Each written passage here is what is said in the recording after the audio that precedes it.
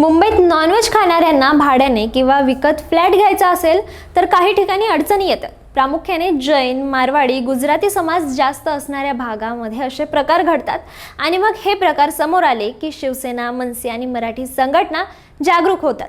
त्यामुळे मुंबईत मराठी आणि अमराठी लोकांच्या वादात हा नॉनव्हेजचा मुद्दा कायमच चर्चेत असतो। नुकताच मुंबईतल्या ताडदेव इथंही असा प्रकार घडलाय, पण तो काहीसा वेगळा आहे। तिथं सोशल मीडियाच्या माध्यमातून हा फ्लॅट व्हेज असणाऱ्यांना मिळेल अशी जाहिरात केली गेली आहे आणि मग शिवसेना, मनसे आक्रमक झाले। पण हा फ्लॅट कुणा जैन गुजराती मालकाचा नसून तो मराठी माणसाचा आहे। त्यामुळे या प्रकरणाला वेगळंच स्वरूप प्राप्त झालंय।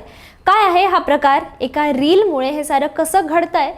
त्यामागे घरमालकाची भूमिका काय होती आणि मुंबईत सर्रास चालणारे हे असे प्रकार कायद्याच्या दृष्टीनं योग्य आहेत की अयोग्य, हे सगळं जाणून घेणार आहोत आजच्या या व्हिडिओमध्ये। नमस्कार, मी श्रुती पाटील आणि तुम्ही पाहतात लगावबत्ती। परवाचीच गोष्ट आहे, प्रॉपर्टी ट्रान्झॅक्शन गुरु नावाचं एक इंस्टाग्राम चॅनल आहे। त्याच्यावर नेहमीप्रमाणे भावेश कावरे या एजंटनं एका फ्लॅटची जाहिरात केली। मुंबईतल्या ताडदेव भागातला 2 BHK फ्लॅट भाड्याने देण्यासाठी तो जाहिरात करत होता। रील स्वरूपातल्या त्या जाहिरातीत भावेश फ्लॅटची माहिती सांगत होता, पण यावेळी त्याची एक लाईन इतर जाहिरातीच्या रील्सपेक्षा नवी होती आणि ती म्हणजे, मांसाहारी असाल तर इथे घर मिळणार नाही, शुद्ध शाकाहारी असाल तर तुमचं स्वागत आहे। जाहिरात संपताना शेवटी त्यानं ती लाईन पुन्हा रिपीट केली आणि मग काय, ती पोस्ट झाल्यानंतर तिच्यावर कमेंटचा पाऊस पडायला सुरुवात झाली, कारण ही लाईन अनेकांना पटली नाही आणि पुन्हा मुंबईत आहारावरून केल्या जाणाऱ्या अशा भेदभावाच्या चर्चांना उधाण आलंय। भावेश हा मराठी लोकांकडून चांगलाच ट्रोल झालाय। तसंच जाहिराती विरोधात मराठी एकीकरण समितीचे प्रतिनिधी आनंद पाटील यांनीही महारेराकडे डिजिटल तक्रारही नोंदवली आहे। त्यानंतर शिवसेना आणि मनसे चांगलेच आक्रमक झालेत आणि त्यांनी त्याची जळजळीत शब्दात विरोध केलाय। मनसेनं तर भावेशला चांगलाच प्रसाद देऊ असं म्हटलंय। त्यानंतर भावेशनं ती रील डिलीट केली, पण हा वाद चांगलाच पेटलाय आणि राज्यभरामध्ये चर्चेत आलाय। पण त्यानंतर या प्रकरणाला वेगळंच वळण मिळालंय।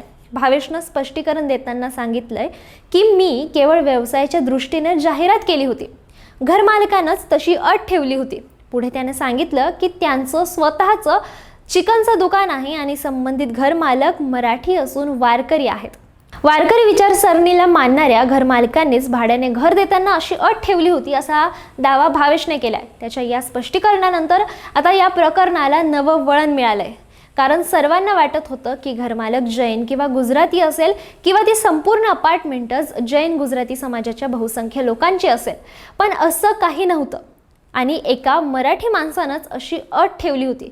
त्यामुळे काही मराठी माणसं सुद्धा जैन गुजराती यांच्यासारखी झाली आहेत का?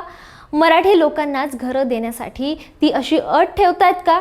पुरोगामी महाराष्ट्रात आहारावरून असा भेदभाव करणं बरोबर आहे का की चूक, असेही प्रश्न यामुळे उपस्थित होत आहेत। आता भावेशनं नेमकं त्या घरमालकाचं नाव सांगितलं नाहीये। सांगितलं असतं तर घरमालकाच्या आणखीन खोल आयडेंटिटीकडे हा मुद्दा कदाचित शिफ्ट झाला असता।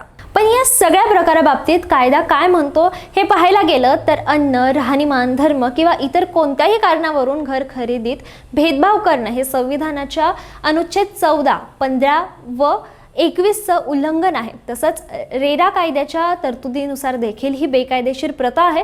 त्यामुळे कायदा तसा नॉनव्हेज लोकांच्या बाजूने आहे, परंतु जैन, गुजराती वगैरे लोकांच्या धर्मात सांगितलेल्या आचरण पद्धतीत एका बाजूला आहेत की ज्या मांसाहाराला प्रतिबंध करतात आणि मांसाहाराचा वासही या लोकांना सहन होत नाही। पण मग पुन्हा आपला धर्म आपल्या 4 भिंतींच्या आत पाळायचा आणि दुसऱ्यांना आहाराला विरोध करणं हे कितपत योग्य आहे, असाही मुद्दा इथं उपस्थित होतोय। तसं पाहायला गेलं तर मुंबईत नॉनव्हेज लोकांना फ्लॅट नाकारल्याची ही पहिलीच घटना नाहीये। मुंबईत विलेपार्ले, मुलुंड, दहिसर, कांदिवली, घाटकोपर वगैरे ठिकाणी मांसाहारी कुटुंबांना शाकाहारी कुटुंबांकडून घर नाकारत असल्याच्या घटना या बऱ्याच घडल्या। त्यामुळं गृहनिर्माण संस्थांमधला आहार स्वातंत्र्याचा मुद्दा नेहमीच वादाचा असतो। सैफ अली खान आणि इम्रान हाशमी यांसारख्या अभिनेत्यांनाही शाकाहारी आणि मांसाहारी वादातून किंवा विशिष्ट आहाराच्या अटींमुळे घर मिळण्यात अडचणी आल्या होत्या। तसंच दहिसरमधील एका सोसायटीत मांसाहार करण्यावरून एका अभिनेत्याच्या कुटुंबाला स्थानिकांचा विरोध आणि त्रासाचा सामना करावा लागला होता। घाटकोपरमधील एका हाऊसिंग सोसायटीत मराठी आणि गुजराती रहिवाशांमध्ये मांसाहारावरून वाद झाला होता। मांसाहारी व मासे खाणाऱ्या मराठी कुटुंबांना कथितपणे अस्वच्छ म्हटल्याचा आरोप झाल्यामुळे मनसे चांगलीच आक्रमक झाली आणि पोलिसांना हस्तक्षेप करावा लागला होता। तर काही महिन्यांपूर्वी जैन लोकसंख्या जास्त असणाऱ्या सोसायटीत पांढऱ्या पट्ट्या आखल्यावरून वाद पेटला होता। त्याला अशा स्वरूपाच्या वादाची किनार होती, पण या सर्व वादाचं आजवर मराठी विरुद्ध अमराठी असंच रूप होतं। त्यामुळे ताडदेव इथलं हे प्रकरण नक्कीच वेगळं म्हणावं लागेल, कारण इथला मालक मराठी आहे। तुम्हाला याबद्दल काय वाटतं? मराठी माणसाने नॉनव्हेज खाणाऱ्या लोकांना घर नाकारणं हे बरोबर आहे की चुकीचं? कमेंटमध्ये नक्की सांगा आणि आपल्या लगावबत्ती या यूट्यूब चॅनलला सबस्क्राईब करा।